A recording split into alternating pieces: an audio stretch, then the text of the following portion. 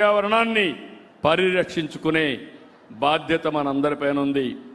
మన ఊర్లో పడిన నీళ్ళని మనం భూగర్భ జలాలుగా మార్చాలి. నేను ముఖ్యమంత్రిగా చాలాసార్లు పనిచేశాను. ఇంకుడు గుంతలు దూవితే ఎగతాళి చేశారు, చెక్ డ్యాములు కడితే ఎగతాళి చేశారు, ఈరోజు ప్రాజెక్టులు కడితే సహకరించరు.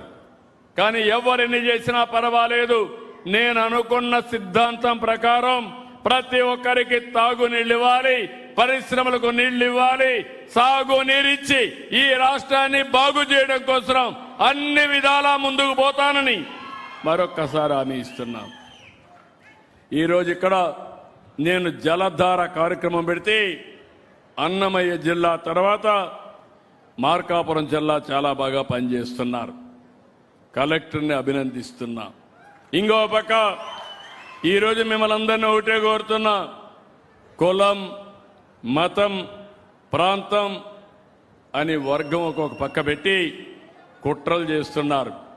కులం తిండి పెడదు, మతం మనకు నీళ్లు ఇవ్వదు, కానీ మన నమ్మకం. కానీ సమస్యలు పరిష్కారం చేసేది సమర్థవంతమైన ప్రభుత్వం పరిష్కారం చేస్తుంది. ప్రజలందరూ కలిస్తే మన భవిష్యత్తు బంగారు భవిష్యత్తు అవుతుంది. కొంతమంది ఇలాంటివి పెట్టి రెచ్చగొట్టాలని ప్రయత్నం చేస్తున్నారు. ఆ విషయం కూడా మీరు గుర్తుపెట్టుకోవాలి. మొన్న విజయవాడలో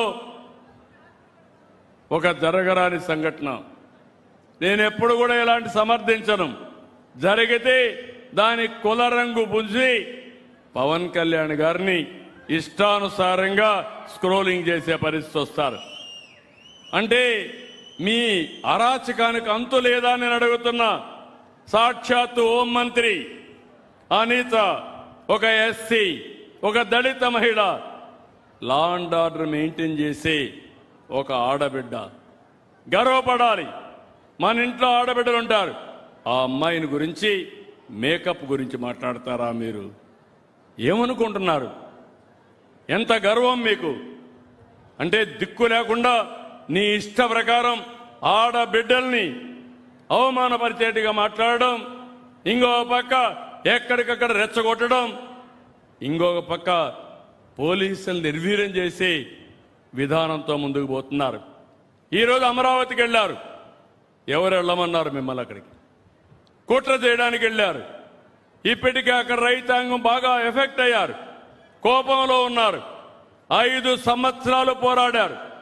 రాష్ట్ర రాజధాని కోసం నమ్ముకున్న భూమిని ఇస్తే 5 సంవత్సరాలు వాళ్ళని తిప్పి ఆడబిడ్డలను అవమానించి ఇష్టానుసారంగా చేసి ఇప్పుడేదో రాజధాని కడతా ఉంటే వాళ్ళు బాగుపడతామని హోప్ వస్తే మళ్ళీ ఇష్టానుసారంగా వెళ్ళి కుట్ర బన్నేదానికోసం రెచ్చగొట్టేదానికి పోతే వాళ్ళు తిరుగుబాటు చేశారు.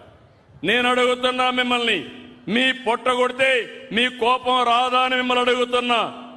వస్తుందా లేదా? ఎంత బాధపడ్డారు? రాష్ట్ర అమరావతి రైతులు కష్టపడ్డారా లేదా? సఫర్ అయ్యారా లేదా? 5 ఏళ్లు బాధపడ్డారా లేదా? బాధపడ్డారని చేతుల పైకెత్తండి. మళ్ళీ అదే కుట్ర, అదే పద్ధతి. వీళ్ళు మారరు. నేను అందుకే అన్నాను గొడ్డలి పార్టీ అని. ఈ గొడ్డలి పార్టీ ఎప్పుడైనా రాష్ట్రానికి చేటే. వీళ్ళు మామూలుగా రాజకీయానికి అర్హత లేని వ్యక్తులు. నేను చాలా రాజకీయాలు చూశాను, తీవ్రవాదుల పైన పోరాడాను. కడాన మీరు ఒక్కసారి గుర్తు చేసుకోండి. నా కోసం పోరాడలా, ఆస్తుల్లో తగాదాలతో పోరాడలా. మీ సిద్ధాంతాలు కరెక్ట్ కాదు, దీనివల్ల రాష్ట్రానికి నష్టం, దేశానికి నష్టమని గట్టిగా పోరాడితే 2003లో వెంకటేశ్వర స్వామికి నేను బ్రహ్మోత్సవ సందర్భంలో లాంఛనాలు ఇవ్వడానికి పోతే నా మీదనే 23 క్లేమోర్ మైన్స్ ని బ్లాస్ట్ చేశారు. నా కారును కొట్టాయి. సాక్షాత్తు వెంకటేశ్వర స్వామి దిగి నన్ను కాపాడాడు తప్ప, లేకపోతే ప్రాణభిక్ష పెట్టాడు తప్ప, లేకుంటే అసాధ్యం. అలాంటి వెంకటేశ్వర స్వామిని అప్రతిష్ట పాలు చేస్తారు. కల్తీ నెయ్యితో ప్రసాదం తయారు చేస్తారు. కల్తీ నెయ్యితో అక్కడ ఆయన విగ్రహానికి ఆరతినివ్వడం, నైవేద్యాలు ఇవ్వడం చేస్తారు. అంటే వెంకటేశ్వర స్వామిని అప్రతిష్ట పాలు చేసి